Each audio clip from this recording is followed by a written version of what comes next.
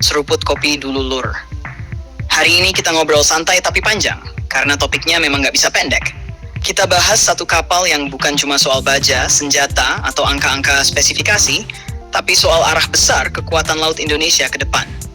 Inilah kapal perang yang sering disebut sebagai kapal tempur penjaga Samudra Nusantara, fregat masa depan TNI Angkatan Laut dengan nomor lambung Tidika 22 Merah Putih. Kapal ini bukan hadir begitu saja. Ia lahir dari kesadaran bahwa Indonesia adalah negara kepulauan raksasa. Laut bukan pemisah, tapi penghubung. Jalur perdagangan, energi, dan keamanan nasional semuanya lewat laut. Maka menjaga laut Indonesia bukan pekerjaan kecil dan tidak bisa diserahkan pada kapal yang setengah-setengah kemampuannya. Fregat Merah Putih 322 adalah bagian dari modernisasi besar TNI AL. Indonesia mulai meninggalkan pola lama, beli kapal, pakai, lalu bergantung pada luar negeri. Sekarang arahnya berubah. Bangun sendiri, kuasai teknologi, dan siapkan kemampuan jangka panjang. Ini bukan jalan cepat, tapi jalan yang benar. Desain dasar fregat ini mengacu pada desain Inggris, Arrowhead 140. Desain ini dikenal stabil, besar, dan tangguh untuk operasi samudra lepas. Cocok untuk karakter perairan Indonesia yang luas dan keras. Kapal ini dirancang bukan untuk patroli singkat, tapi untuk kehadiran lama di laut, menjaga wilayah dalam skala luas. Yang membuat desain ini menarik adalah sifatnya yang modular. Kapal tidak dikunci ke satu sistem saja. Ia bisa berkembang, di-upgrade, dan disesuaikan dengan ancaman masa depan. Indonesia tidak sekadar menyalin desain Inggris, tapi mengadaptasinya sesuai doktrin dan kebutuhan TNI AL. Lalu masuklah peran Turki. Turki dalam satu dekade terakhir menunjukkan bagaimana negara berkembang bisa mandiri di bidang pertahanan. Dari drone, radar, sampai kapal perang, semuanya dibangun dengan filosofi kemandirian. Pengalaman Turki dalam proyek kapal perang modern memberi Indonesia nilai besar, terutama dalam transfer teknologi dan integrasi sistem tempur. Kerjasama ini penting, karena Indonesia tidak hanya ingin punya kapal, tapi ingin paham cara membangunnya, merawatnya, dan mengembangkannya. Dan inilah bagian paling krusial. Kapal 322 Merah Putih dibangun di dalam negeri oleh PT PAL Indonesia. Membangun fregat modern bukan perkara mudah. Ini bukan kapal patroli kecil. Ini kapal perang kelas berat dengan sistem kompleks, dari struktur lambung, kelistrikan, radar, sistem tempur, sampai manajemen tempur digital.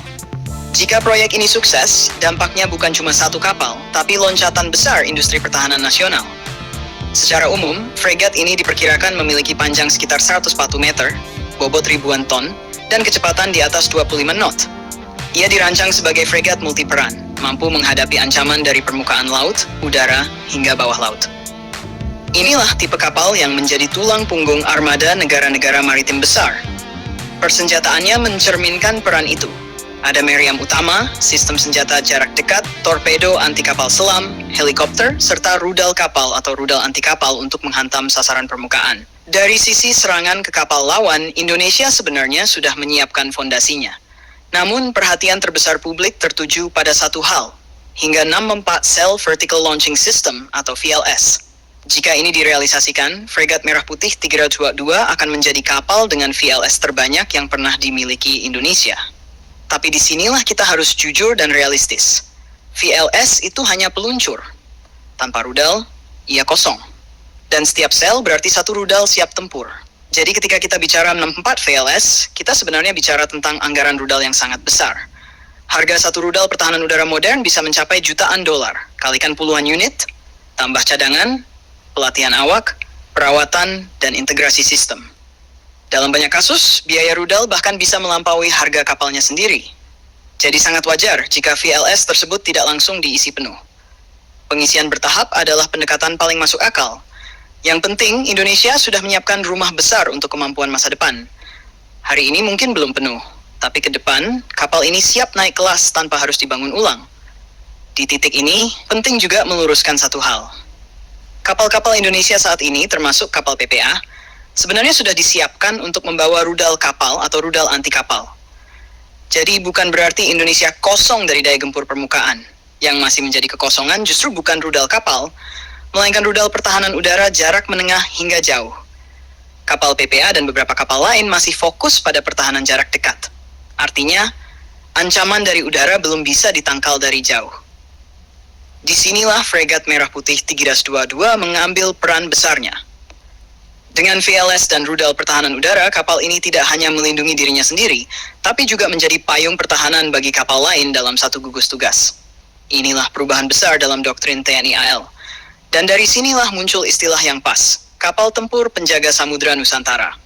Fregat ini bukan sekadar kapal perang, tapi simbol keandalan dan kekuatan maritim Indonesia. Ia dirancang untuk menjaga laut dalam skala luas, dari perairan nasional sampai samudra lepas. Kehadirannya memastikan negara benar-benar hadir di lautnya sendiri.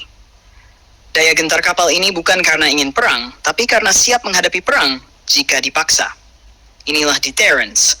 Kapal ini menjaga perdamaian justru dengan cara membuat konflik jadi pilihan terakhir. Lebih jauh lagi, Gat Penjaga Samudra Nusantara ini menjadi simbol keandalan TNI AL dan kemandirian industri pertahanan nasional.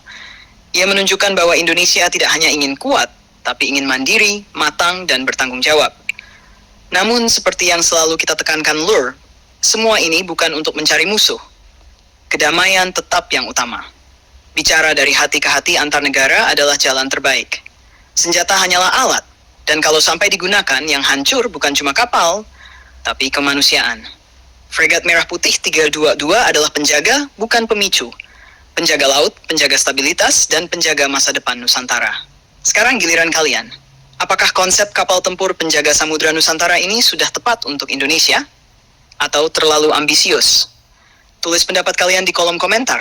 Dan seperti biasa, jangan lupa subscribe, like, dan komen di bawah sambil ngopi.